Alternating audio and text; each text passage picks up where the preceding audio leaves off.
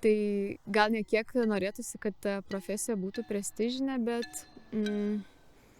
gal užtektų man tik tokio požiūrio iš žmonių, kurie nesusiję su švietimu, kai pasakai, kad esi mokytojas, tai kad žmonės nesakytų, kas nutiko tavo gyvenime, kodėl tu tokią klaidą padarei ir kaip tu čia atsidūrei, bet pasidžiaugtų galbūt ir negalvotų, kad tas darbas nevertas to, ką mes darom ir manau tiek ir užtektų. Labadiena, jūs klausotės tinklalaidės Atgal į mokyklą. Čia Povilas Šklėrius.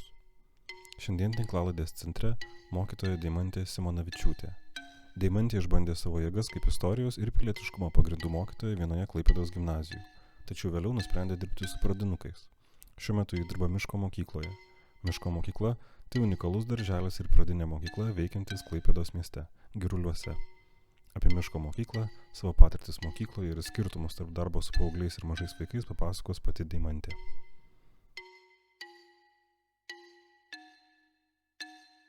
Sprendimas tapti mokytoja. Baigus mokyklą, gal ypač lyginant su tuo, kas dabar vyksta mokyklose ir ką bandoma vaikam, kokias kompetencijas įdiegti, tai man toks prisiminimas, kad ten, kur aš mokiausi, nelabai buvo skatinama išreikšti savo nuomonę, galbūt apskritai apie refleksiją sužinojau tik baigus pedagoginės studijas ir pradėjusi dirbti mokyklai, tai atrodo, kad pagrindinis dalykas, ką aš gavau mokyklai, tai buvo toks pasiruošimas egzaminam, bet to tokio gal artimesnio ryšio ir su mokytojais ir tokio žmogiškumo pritrūko, tai galbūt dėl to, ko man trūko, galvojau, kad gal aš kažkaip galėsiu kažkiek duoti vaikams, tai toks gal, nežinau kiek neigiamas dalykas, bet gal tiesiog tokie laikai buvo ir dar tiesiog apie tai net nebuvo galvojama ir net gal net nebuvo galima tikėtis ir pamažu keliaujam link to, tai dabar atrodo norma, o anksčiau tai, žodžiu, tai toks prisiminimas, kuris, kai kartais žmonės galvoja, kad norėtų grįžti į mokyklą, tai aš nelabai norėčiau grįžti tuos laikus, tai kadangi būtent į tokią sistemą, kokia buvo, tai čia turbūt 10-11 metų. Kodėl tu nusprendei tapti mokytoja? Mokytoja nusprendžiau tapti gal irgi iš dalies dėl to, jog baigus mokyklą jaučiau tokį trūkumą, ko galbūt aš mokykloje negavau, kaip aš ją įsivaizdavau. Taip pat turėjau mažą brolį, 12 metų skirtumas tarp mūsų ir tikrai teko nemažai padėti jam ir pajutau, kad man visai patinka paaiškinti ir pagelbėti ir žinių suteikti. Ir nežinau, galbūt net neįsivaizdavau pabaigusi studijas, nes iš pradžio aš baigus mokyklą iš karto negalvojau apie mokyklą ir nestudijavau pedagoginėme universitete. Tik po kurio laiko supratau, kad gal čia viena iš vietų, ką aš sugebu ir kažkaip net netradau kažkokių kitų sričių, kur galėčiau keliauti. Tai tiesiog norėjosi pabandyti, aišku, čia gal iš pradžių naiviai taip atrodė kažką pakeisti, bet turbūt vedina iš tų tokių patirčių, kur mačiau, ko trūko, tai norėjau, kad to būtų daugiau mokykloje. Pirmieji metai mokykloje. Lūkesčiai. Pirmaisiais metais dirbdama mokytoja gimnazijoje dirbau istorijos ir pilietiškumo pagrindų mokytoja, turėjau auklėtinius ir dirbau gimnazijoje su 9-12 klasių moksleiviais. Mano tai yra gal kiek kitokia istorija tų pirmų metų, nes mokykloje pradėjau dirbti. Turėjau tik kelias dienas pamokų ir su labai nedaug vaikų ir nesupratau galbūt iki galo, kas tai yra mokykla su visu tuo pilnu komplektu. Tai ir tikrai nebuvo labai sunku, bet atrodo vis tiek kažkaip netaip dar viskas ir atrodo dar trūksta ir žinių, ir to galbūt didesnio patyrimo bendriau, gal valstybinės mokyklos ir viso to aparato. Tai tada jau nusprendžiau pasitobulinti ir pabandyti savo jėgas renkuosi mokyti projekte. Ir tada tie metai, kai pradėjau dirbti jau valstybiniai mokyklai, gimnazijai, gal tuos metus ir laikyčiau pirmaisiais, tai man tie metai buvo iššūkis, nes beveik visi metai buvo nuotolinio mokymo. Tai aišku, lūkesčiai tikrai buvo neišpildyti. Nelabai pavyko net ir suprasti, galbūt ir kažkiek įgauti įgūdžių apskritai, kas yra klasės valdymas ir apskritai visas mokytojo darbas, nes dirbant nuotoliu tokių galimybių to pabandyti nebuvo. Tai vien jau dėl to lūkesčiai buvo neišpildyti ir antra gal lūkesčiai nebuvo išpildyti, nes visada ateinant, turbūt daugeliu tai būna, turi įsivaizdavimą, kad gali daug ką padaryti, daug ką pakeisti, bet ir gal toksai perfekcionizmas, kad viską nori labai gerai padaryti, bet vėlgi tų jėgų turim kiek turim ir ne visada užtenka ir gal nusivylimo savimi, tai gal net negebėjimo dar ir suderinti savo poilsio ir darbo ir to pervargimo. Tai, nežinau, lūkesčiai tokie gal buvo, kad viskas bus gerai, bet jau kai ateini į mokyklą ir pamatai tą tikrąją realybę, tai supranti, kad truputėlį reikėtų tos lūkesčius sumažinti ir gal net pasitenkinti tuo, ką padarai tą dieną ir gal nesmerkti savęs, bet čia turbūt irgi pradedančių mokytojų daugelio yra tokia klaida, galėčiau sakyti, kad norima padaryti labai daug ir labai gerai ir gal net eikvojant savo resursus fizinius, psichologinius ir nepavyksta tų lūkesčių įgyvendinti. Miško mokykla. Šiuo metu dirbu miško mokykloje su pradinių klasių mokiniais. Tai dabar šiais metais vaikai bus ketvirtokai. Tai miško mokykla darželis yra įsikūrusi Girulių miške, apsupta medžių. Ir ypatingai yra tuo, jog nemažą dalį laiko vaikai praleidžia lauke. Kiek tik leidžia oro sąlygos, stengiamės pamokas turėti lauke ar miške ar prie jūros. Tai tokia pagrindinė vertybė. Daug dėmesio skiriam žygiams, tokiem gyvenimiškiams įgūdžiams. Tai pagrindinis būtų šios mokyklos išskirtinumas, bet aišku visą tai deriname su siekiu įgyvendinti bendrąją ugdymo programą. Skirtumai. Dirbdama su gimnazistais jaučiausi, galiu pasakyti, kad dažnai jausdavausi gana sudėtingai, nes nežinodavau, ko tikėtis. Galbūt labiausiai bijodavau tokių klausimų, kurie, tokių kompromituojančių arba tikrai jausdavau, jog norima irgi, aišku, išbandyti ribas ir daug sunkiau jau paaugliai jau tik link suaugėlių keliauja ir tikrai ne kiekvienas atsakymas tenkina ir toks atrodo, kad tu dar tiek daug nežinai, o jau mokiniai, gimnazistai, mokytojai žiūri tokį žmogų, kuris, kaip ir turėtų viską žinoti, tu tik esi pradedantis mokytojas ir to streso tikrai daug. Ir vėlgi, kadangi tai buvo dalykas, kurį dėsčiau, buvo istorija, tai svarbus dalykas, ypač aišku tie, kurie ir laikys egzaminą, Tai vėlgi jaučiau ir tokią atsakomybę. Tai sunku pasakyti, bet priklausydavo vėlgi nuo to, kaip turbūt būdavau pasiruošusi pamokai, jeigu jausdavausi užtikrinta ir ta pamoka, jie tikėdavau, tai galbūt jausdavausi daug geriau, bet jeigu kažkas, ar ne, gal ir pačiai nepatikdavo tai, ką mes darydavom, arba nesijausdavau gal visiškai užtikrinta, tai to streso būdavo daugiau. Gal ir ne su visais ir pavykdavo surasti ryšį. Vėlgi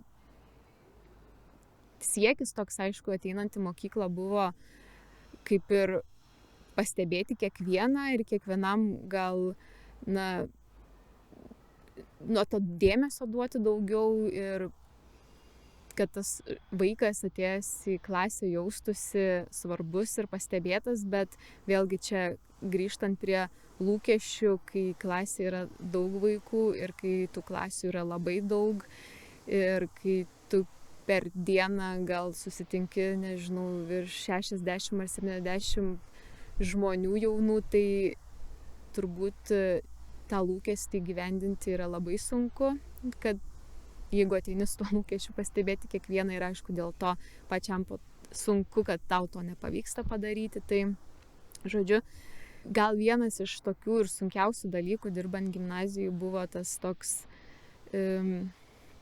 ryšio suradimas ir bendravimas su paaugliais.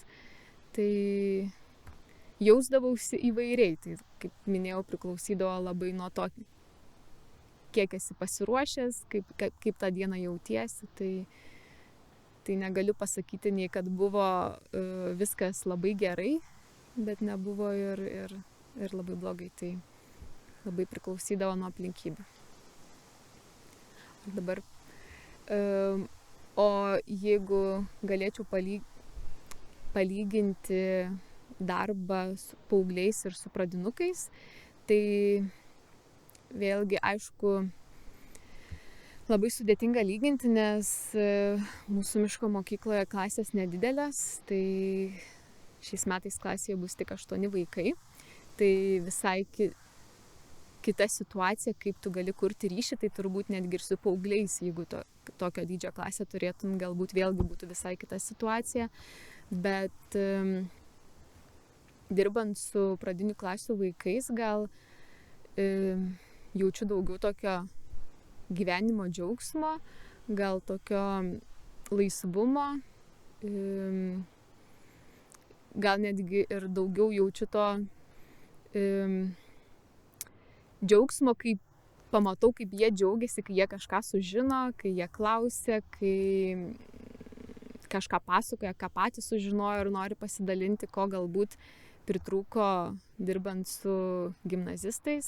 Aišku, suprantu, kad skirtingos amžiaus grupės ir vėlgi kitas kontekstas ir aplinkybės, bet turbūt vėlgi ir priklauso labai nuo žmogaus. Vieniem galbūt lengviau sekasi dirbti su vienom amžiaus grupėm, kitiems su kitom. Tai ką gaunu iš pradinukų, tai būtent tą tokį džiaugsmą dalintis ir tą tokį grįžtamą ryšį iš jų. Tai čia turbūt būtų pagrindinis skirtumas, lyginant darbą su gimnazijos moksleiviais ir su pradinių klasių vaikais. Sėkmės ir nesėkmės. Mokykla ir yra ta vieta, kur vaikai turėtų išmokti patirti nesėkmę, kad po to būtų gyvenime lengviau. Gal tai neturėtų būti tokia atvira konkurencija ir skatinama būti pačiu geriausiu, bet tiesiog, kad vaikas sugebėtų lygintis su savimi ir kad jeigu nepasiseka, kad ir galėtų išbūti su tuo jausmu ir nepasiduoti ir judėti į priekį. Tai aš manau, kad specialiai kurti tokios aplinkos, kur visą laiką bus patirta sėkmė, nereikėtų. Ir mes irgi mokykloje to nebandome daryti, tai stengiamės, kad būtų pasimokoma iš klaidų ir aišku, jeigu kyla po to sunkumų, tai tiesiog kalbėtis, kad tai tikrai nerodo, kad tas vaikas kažkuo yra blogas ar kažko nesugeba, tai tiesiog yra žingsnelis link to, kad kitą kartą būtų geriau. Pliusai ir minusai. Pagrindiniai pliusai turbūt, kad kiekviena diena atneša kažką naujo, tas darbas nėra monotoniškas, taip pat tu pats kiekvieną dieną turi ruoštis, ieškoti informacijos, galbūt sekti tą naujausią informaciją, daugiau ir kūrybos tame yra darbe. Vėlgi čia turbūt toks savanaudiškas pliusas, bet atostogos, kurių tikrai turim daugiau. Taip pat prasmės jautimas, jog kiek leidžia galimybės, gali prisidėti prie žmonių, jaunų žmonių gyvenimo, kad vis tiek kažkokią kelią jiem rodai ir tikiesi, kad jie tuo geru keliu ir keliaus. Tai čia būtų tokie pagrindiniai pliusai. Ir aišku, tas grįžtamasis ryšys, atsakas, jeigu tu jį gauni ir jauti, kad kažką gero padarai šiandieną. O minusai, tai vėlgi čia turbūt gal labai priklauso nuo mokyklos, kurioje dirba mokytojai. Tai galbūt, jog tas darbas nesibaigia uždarius mokyklos duris, kad neretai tenka tą darbą parsinešti ir namo. Ir jisai, kaip minėjau, trunka turbūt visą dieną ir dar ir vėlgi galvoju, nes tu dirbi su gyvais žmonėm ir naudoji save kaip instrumentą tame darbe. Tai ne kiek minusas, bet gal toks turbūt neišvengiamybė, nebent vėlgi čia priklauso nuo to, kaip pavyksta savo laiką planuoti ir susidėlioti, kad nereikėtų to daryti. Toks visuomeniai gal nelabai vertinama profesija, šiaip bendrai, aišku, žiniasklaidai pasiklausius arba, nežinau, ten požiūrio iš valdžios. Ir netgi ir dabar kaip pavyzdys, kad prasidės mokslo metai, bet neturim vadovėlio, tai toks jausmas, kad viską galima daryti paskutinę minutę ir vis tiek kažkaip mokytojai turi išsisukti, tai to tokio konkretumo gal, užtikrintumo, saugumo, tokiais atrodytų esminiais dalykais, ko mokytojui reikia, bet ne visada tai kaip ir laiku yra įgyvendinama. Tai prestižinė profesija. Aš gal netgi ir nemanau, kad turėtų būti toks apibūdinimas mokytojo profesijos kaip prestižinė profesija. Ir net dabar galvoju, ar žinau, kokios yra profesijos, kurios yra prestižinės, tai ar čia tos profesijos, kur yra dideli atlyginimai. Tai gal ne kiek norėtųsi, kad ta profesija būtų prestižinė, bet gal užtektų man tik tokio požiūrio iš žmonių, kurie nesusiję su švietimu, kai pasakai, kad esi mokytojas, tai kad žmonės nesakytų, kas nutiko tavo gyvenime, kodėl tu tokią klaidą padarei ir kaip tu čia atsidūrei, bet pasidžiaugtų galbūt ir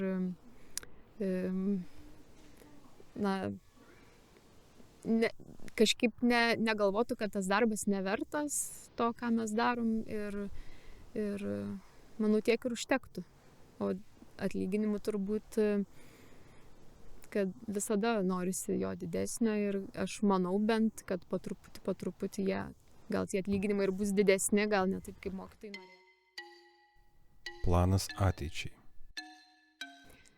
Konkretaus plano apie ateitį ir kažkokio vaizdinio savo švietime konkrečios vietos neturiu ir pati net esu dar iki šiol nustebusi, kaip tokį padariau nemažą šuolį iš gimnazijos iki darbo su pradinių klasių mokiniais. Apie vadovavimo arba kažkokio kito darbo švietime kažkaip niekada net ir neturėjau minčių, kad norėčiau tai daryti, nes mane labiau žavi būtent darbas klasėje su vaikais. Ir kol kas apsiriboja mano planai metais į priekį, pabaigti šiuos ateinančius mokslo metus, bet išeiti visiškai iš švietimo neturiu planų, tai manau vienu ar kitu atveju ar vienoje ar kitoje mokykloje norėčiau likti. Sunkiau mylėti ar atleisti? Jeigu kalbėtume apie vaikus ir kasdieną mokykloje, ir ypač pradinėse klasėse, kai vyksta labai daug įvairiausių konfliktų, apsižodžiavimų ir labai daug dėmesio yra skiriama tam tokiam įvairiausių konfliktų sprendimui situacijų, kur tikrai galima ir supykti, ir tą pyktį ilgai nešiotis. Bet aš tokiam situacijom įvykus pasistengiu atsiriboti truputį, permastyti, pakvėpuoti ir nebepykti, nes suprantu, kad tai yra vaikai ir vėl kažkaip žiūrėti juos ir tas visas situacijas, vėl taip atversti naują lapą ir nesinešti visų tų situacijų. Tai aš manau, kad atleisti man nėra sunku, o mylėti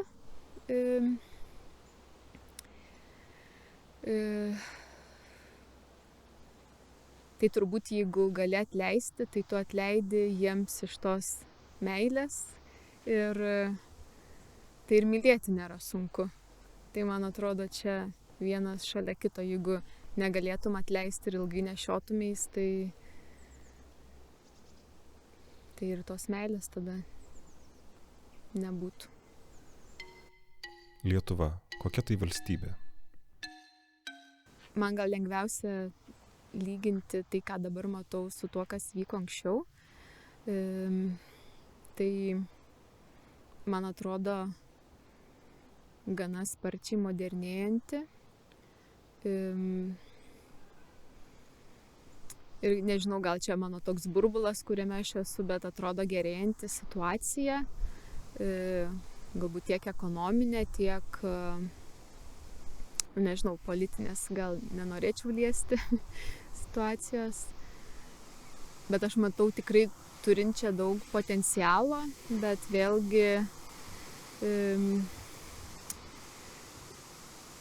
nežinau, kuria linkme tas potencialas pasisuks, nes man atrodo labai svarbu yra ir visa aplinkosauga, gamtosauga. Tai šioje srityje gal nematau tiek daug pozityvo, norėtųsi, kad būtų labiau saugojama tai, ką turime. Nuo kokios ligos norėtumėte išgydyti Lietuvos gyventojus?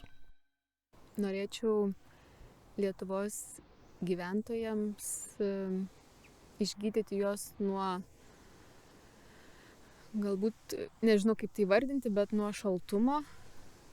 Gal trūksta tokio ryšio, kad ir su kaimynais, su nepažįstamais žmonėmis. Tai tokio galbūt daugiau bendruomeniškumo. Mūsų šalis nėra didelė, tai manau, tai būtų lengviau padaryti negu didelėse valstybėse. Tai pasigendu galbūt to tokio tiesiog turbūt gal žmogiško ryšio, ar užtektų tiesiog nusišypsoti gatvėje ar pasisveikinti su kaimynu ir manau iš karto būtume laimingesni.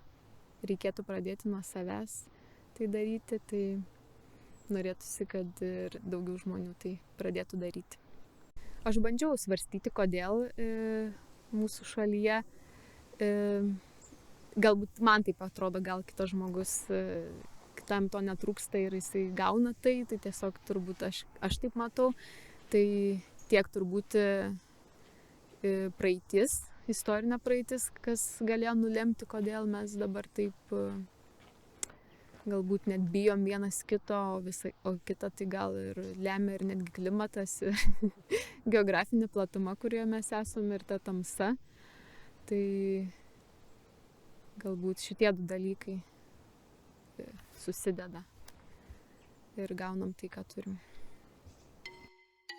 Kaip įžiebti daugiau šviesos? Galbūt reikėtų daugiau džiaugtis tuo, ką turim. Gal neturėti labai didelių lūkesčių iš valstybės, jog jinai turėtų labai daug duoti ir kad viskas būtų sutvarkyta taip, kaip mes norim. Gal netgi ir daugiau atsigręžti į gamtą, į šalia esantį. Ir man atrodo, bent aš taip kiekvieną dieną pagalvoju apie tai, tiesiog įvertinti ir džiaugtis tuo, ką turi ir neturėti tokių didelių lūkesčių, nesilyginti su kitais, lyginti su savimi, tai bent jau būtų tokie pirmi žingsniai, gal tas gyvenimas būtų šviesesnis.